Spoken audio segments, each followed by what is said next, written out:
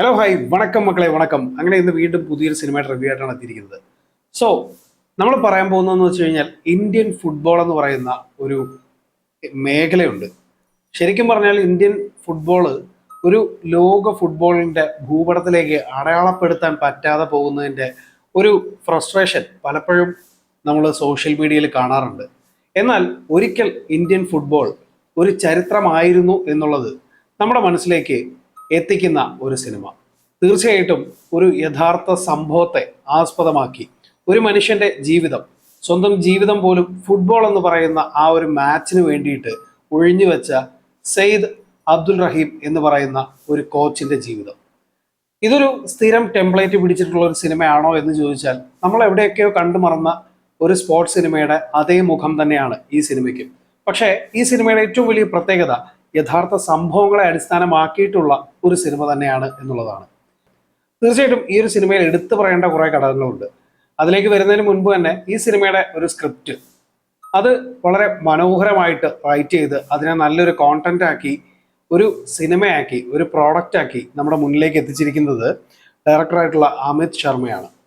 ഈ ഒരു സിനിമയെക്കുറിച്ച് പറയുകയാണെന്നുണ്ടെങ്കിൽ ഇന്ത്യൻ ഫുട്ബോൾ ചരിത്രത്തിൽ ഇന്ത്യൻ ഫുട്ബോൾ ടീം അടയാളപ്പെടുത്തിയ ഒരു കാലമുണ്ടായിരുന്നു. ആ ഒരു കാലഘട്ടത്തിലേക്ക് എത്തിച്ചേരാൻ അവരെടുത്ത പ്രയത്നം, അവരെടുത്ത എഫേർട്ട്, സാക്രിഫൈസ്, ഇങ്ങനെയൊക്കെയുള്ള കാര്യങ്ങളാണ് ഈ സിനിമയിലൂടെ പറഞ്ഞു പോകുന്നത്. സ്ഥിരം നമ്മൾ പല സിനിമകളിലും കണ്ടിട്ടുള്ള അതേ പാറ്റേണിലുള്ള ഒരുപാട് മുഖങ്ങളെ ഇവിടെ നമുക്ക് കാണാൻ സാധിക്കും. എന്നിരുന്നാൽ കൂടെ ഈ ഒരു സിനിമയിലെ പ്രധാന കഥാപാത്രങ്ങളെല്ലാം വളരെ ഗംഭീരമായിട്ട് അവരുടെ പെർഫോമൻസ് കാഴ്ചവെച്ചു. അതുപോലെ തന്നെ ഇതിലെ കാസ്റ്റിങ്ങിനെ കുറിച്ചാണ് പറയേണ്ടത്. ഒരു രക്ഷയില്ല കേട്ടോ. ഇതിനകത്ത് നിങ്ങൾ ഈ സിനിമ കഴിയുമ്പോഴത്തേക്ക് നിർത്തിയിട്ട് എണീച്ച് പോകാൻ നിൽക്കരുത്. ആ എൻ്റെ ക്രെഡിറ്റ്സ് വീഴുന്നിടം തൊട്ട് കുറേ കാര്യങ്ങൾ നിങ്ങളിങ്ങനെ കാണിക്കും.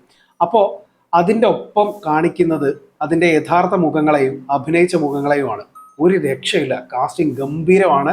അതുപോലെ തന്നെ അജയ് ദേവ്ഗൺ ഒപ്പം വന്നിരിക്കുന്ന ഓരോ ആക്ടേഴ്സും അവരുടെ എല്ലാം പെർഫോമൻസ് കിടിലമാണ്. ആ ഒറിജിനൽ ഫോട്ടോയും ഒപ്പം ഈ സിനിമയിൽ അഭിനയിച്ചിരിക്കുന്നവരുടെ ഫോട്ടോയും കൂടെ വെച്ചിട്ട് അവർ കമ്പാരിറ്റീവ്ലി കാണിക്കുന്നുണ്ട്. അതൊക്കെ ഭയങ്കര രസമാണ്. അതുപോലെ തന്നെ സിനിമാറ്റോഗ്രാഫി നല്ലപോലെ പണിയെടുത്തിട്ടുണ്ട്. കക്ഷിക്കാരൻ ഇതിനകത്ത് ഒരുപാട് പണിയെടുത്തിട്ടുണ്ട്. അതുപോലെ തന്നെ CGയും VFXും ഒക്കെ നന്നായിട്ട് ഇതിനകത്ത് വർക്ക് ചെയ്തിട്ടുണ്ട്. അതിൻ്റെ എഫേർട്ട് അതിനകത്ത് കാണാനുമുണ്ട്. ആ ഒരു മനുഷ്യൻ എത്രത്തോളം എഫേർട്ട് എടുത്തിട്ടാണ് ഒരു കാലഘട്ടത്തിൽ ഇന്ത്യ എന്ന പേര് പലയിടത്തും അടയാളപ്പെടുത്തിയത് എന്നുള്ളതും അദ്ദേഹത്തിൻ്റെ ജീവിതത്തിൽ അദ്ദേഹത്തിന് എന്തൊക്കെ സംഭവിക്കുന്നു എന്നുള്ളതും ഒക്കെയാണ് ഈ സിനിമയിലെ പ്രധാന ഇതിവൃത്തം.